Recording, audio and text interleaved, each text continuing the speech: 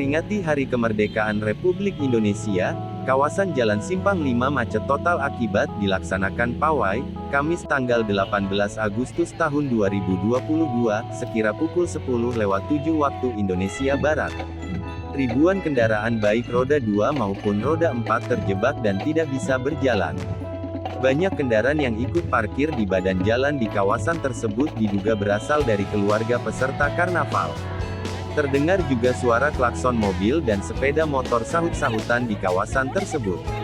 Pawai diikuti oleh ribuan siswa dari seluruh kota Banda Aceh, baik SD, SMP hingga SMA, dengan berbagai macam pakaian adat daerah serta atribut unik lainnya. Tidak hanya menggunakan atribut yang unik, mereka juga menggunakan alat musik sehingga membuat penonton terpukau dan langsung memadati area Simpang 5.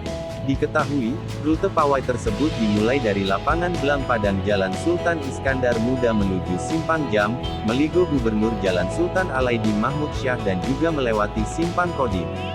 Peserta juga akan berbelok melewati depan Barata dan Masjid Raya Baitur Rahman dan berjalan hingga Jembatan Pantai Pirak Simpang 5 belok kiri dan juga akan melintasi Jembatan Penayong. Hingga akhirnya akan berhenti kembali di tribun utama di dalam lapangan Belang Padang.